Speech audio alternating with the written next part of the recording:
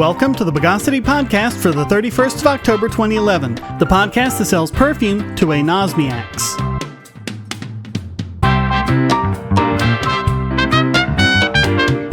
This is your host, Shane Killian. Let's give an atomic wedgie to the news of the bogus. A judge in North Carolina has blocked part of a law that requires pregnant women to see an ultrasound of the fetus before having an abortion.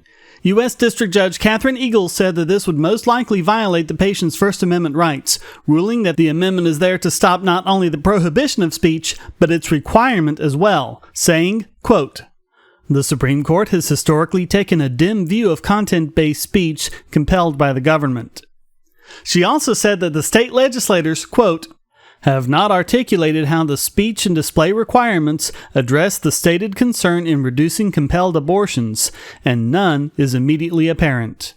Eagles also expressed concern for the psychological well-being of women being forced to endure this. One of the groups challenging this provision was the ACLU of North Carolina. Their legal director, Katie Parker, stated, quote, "If the ultrasound requirements were put into effect, this law would place doctors in a murky legal situation and inflict unnecessary harm on women. The state should not be using women's bodies as political pawns, as this law clearly seeks to do." The act, bogusly titled the Woman's Right to Know Act, not only required the ultrasounds to be shown to the mother, but also put other measures in place, such as a 24-hour waiting period. These other provisions were not challenged in court. The injunction will stay in place until December 5th, when the judge will hear more arguments. Here's hoping she keeps this hideously unconstitutional law from being enforced. The government has no business interfering in decisions between patients and their doctors. There's no evidence whatsoever that this will actually prevent any abortions, and there are serious and very real concerns about the psychological abuse the women will endure if this act goes into effect. Unfortunately, a law going outside the Constitution, not working, and causing unnecessary harm is hardly unusual these days.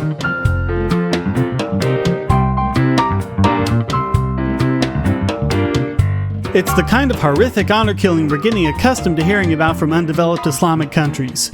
Mohammed Shafia apparently murdered his wife and 3 daughters because they, quote, "betrayed Islam and polluted the family's honor." The thing is, this didn't happen in an undeveloped Islamic country. It didn't happen in Afghanistan or Iraq or Pakistan or anywhere like that.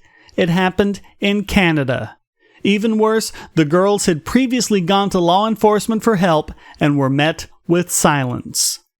According to Shafia, his daughters and his first wife deserved to die because they were consorting with boys, took alluring cell phone pictures, and refused to wear the hijab. Their bodies were found in a car that had been submerged in the Rideau Canal. But what's more horrific than their deaths is the abuse they suffered leading up to it, and how no one would help them. According to the wife's diary, there was ongoing serious abuse from Shafia and ongoing mental abuse from his second wife, the one who bore the children. The second wife and the eldest son are also charged with the murders. One of the daughters had escaped to a women's shelter. Another was spotted with a boy in a restaurant by her brother and later attempted suicide. The third repeatedly told authorities she wanted to be placed in a foster home. On several occasions, child protection officials had heard complaints from the girls' school. On another occasion, they begged a stranger to call 911 because they were in fear for their lives. When police interviewed the girls about it in their homes, they began to tell of the abuse they had suffered, but then Dad came home, and of course they immediately changed their story. Apparently, the police didn't find anything at all suspicious about that. The fact that this horrific story happened right here in the developed, civilized Western world is eye-opening, and it's hardly an isolated incident. Such crimes have been reported in the U.S., too. It serves as a chilling reminder that democracy and government are not what makes us civilized. Only intellect, rationality, and enlightenment can do that. And if we depend too much on the government, we lose the natural urges we would otherwise have to help. What happened is already illegal. To prevent it, we don't need more laws, we need more awareness. As we look to the third world to condemn these horrendous actions, we need to stop and take a look in our own neighborhoods too. How many people, both inside and outside of government, could have helped them, prevented this terrible tragedy from occurring, and helped the girls escape to a place where they could live better lives? Instead, they relied on a system that is woefully inadequate for dealing with the problems of outdated barbaric beliefs. That must change, and it starts when we wake up to it.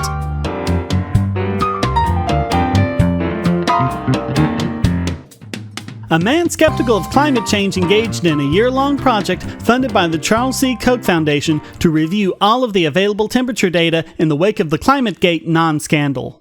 The result? The data confirmed global warming, and the climate skeptic who ran the study has changed his mind. Richard Muller, physics professor at the University of California at Berkeley, launched the Berkeley Earth Surface Temperature Project, or BEST. He and his team collected all of the temperature data they could get their hands on, reanalyzing it and putting all of the results online. The results, according to Muller, was that the temperature data confirming global warming was, to use his word, excellent.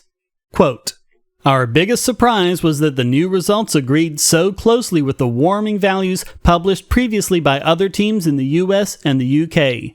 This confirms that these studies were done carefully and the potential biases identified by climate change skeptics did not seriously affect their conclusions."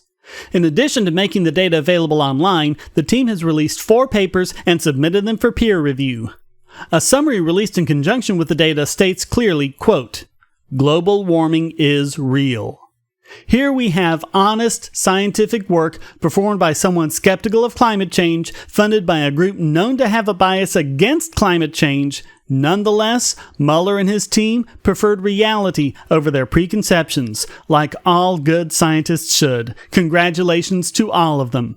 Hopefully this will go a long way towards convincing people of the reality of global warming, and perhaps then we can have a real debate on how we should best go about dealing with it.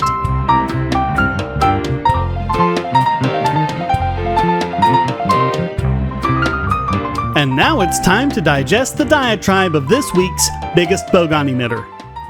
Herman Cain is one of the dozen or so candidates seeking the Republican nomination for president in 2012. This is a time for each candidate to stand up and make his positions on the issues clearly known, put forth his approach to governing the country, and spinning previous things he said that were absolutely stupid. Herman Cain seems to be ahead of the pack on this last one. Here's what he had to say in his new audiobook, This is Herman Cain, My Journey to the White House. I'm not worried about any of the folks that I'm running against.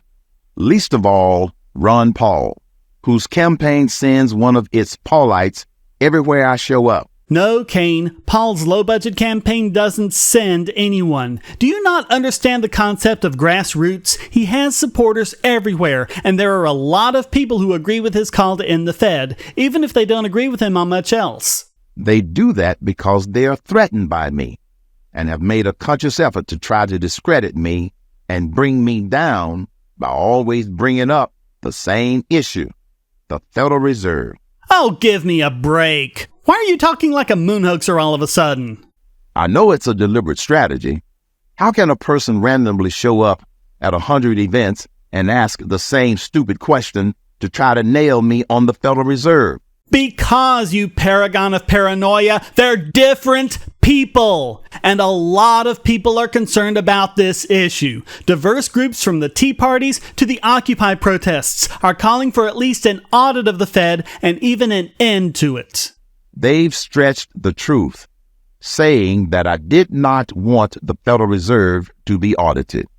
I have never said that. Oh, really? You never said you didn't think the Fed should be audited? Let's listen to what Cain actually said on the Neil Bortz Show. Some people say that we ought to audit the Federal Reserve. Here's what I do know. The Federal Reserve already has so many internal audits, it's ridiculous. I don't know why people think we're going to learn this great amount of information by auditing the Federal Reserve. Well, maybe we'll learn things that the Fed doesn't want us to know, which is why they're not included in the internal audits, like the results of the first ever GAO audit of the Federal Reserve, the results of which were released in July, showing that the Federal Reserve gave $16 trillion in bailout money throughout 2008 and 2009 to failing banks and corporations, many of them foreign, foreign. This included massive bailouts to U.S. banks. For example, $1.3 trillion to Bank of America, $2.5 trillion to Citigroup, and also foreign banks such as Deutsche Bank, UBS, and Credit Suisse in Switzerland, and other banks in France, Scotland, Belgium, Switzerland, and many others. And we wouldn't have known about this at all without the GAO audit ordered by a congressional action that was a watered-down version of Ron Paul's Audit the Fed Act. Imagine what more we could learn with a full and complete audit. Okay, to be fair, the audit was released in July, months after Cain appeared on Bortz. It shows quite clearly how he's led by his personal incredulity into turning a blind eye, but that's not as bad as him denying it after it's happened. But his audiobook was published in October, 3 months after the audit. And here's what he went on to say there. I don't think you're going to find anything to audit on the Federal Reserve. Except we did find it. $16 trillion worth. But what was his suggestion to Bortz? But people who say, well, we ought to audit the Federal Reserve because we don't know enough about it. Well, here's the advice I've given to people who are worried about an audit of the Federal Reserve. Call them up and ask them if you can stop by and have one of their PR people or one of their public relations people explain to you how the Federal Reserve operates. This is absolutely ridiculous. Just ask people about their secret activities? Cain, they were asked by Ron Paul and many others in congressional committees, and it took an actual audit by the GAO to bring this information to light. Herman Cain is nothing but a big government apologist who just wants us to trust politicians when we ask them what they're up to, even after it's come out that they gave away $16 trillion. Come on, the entirety of the national debt is only $14.8 trillion. An amount of bogosity greater than the national debt is certainly enough to make Herman Cain this week's biggest bogon emitter.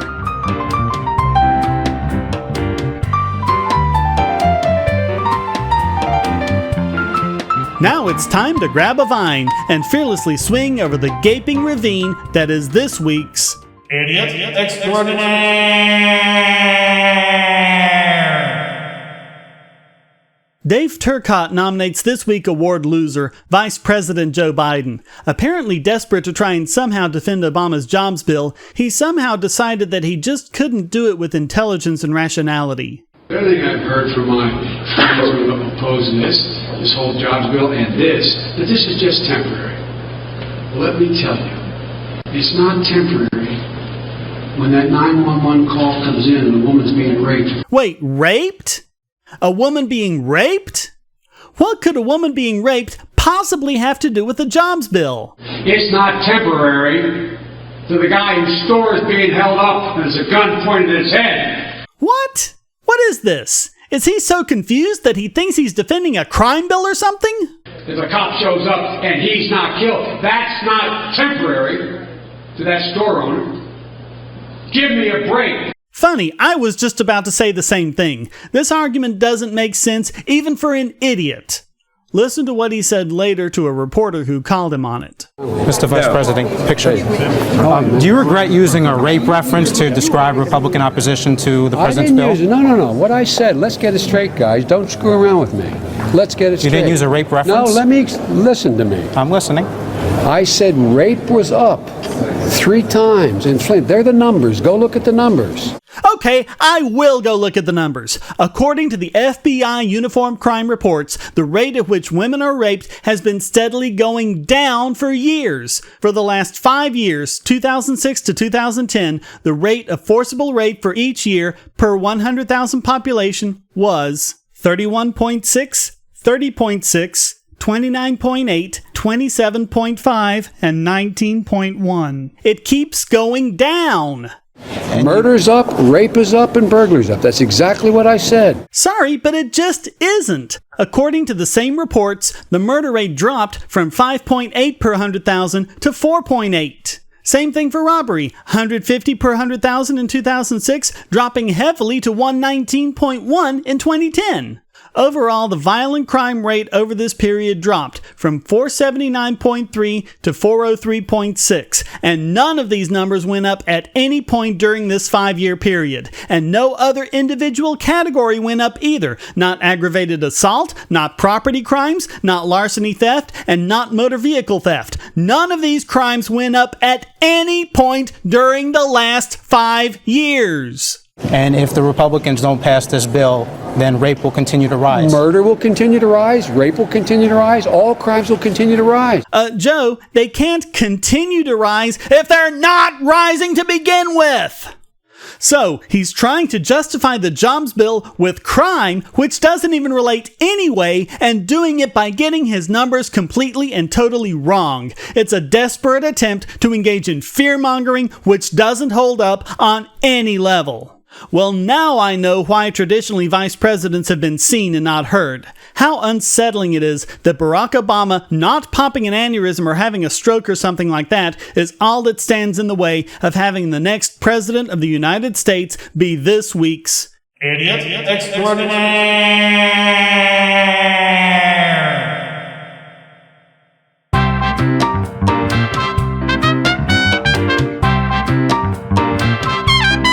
Well, that wraps up this audacious edition of the Bogosity Podcast. Please visit the forums at bogosity.tv, where you can read the show notes and participate in discussions about these subjects and anything else you like.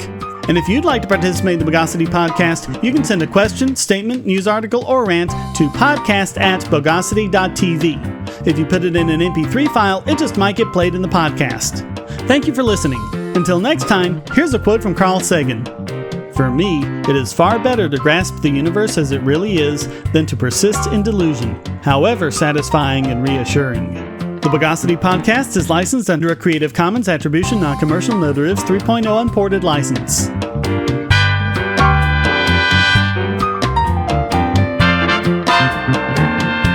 Bogosity.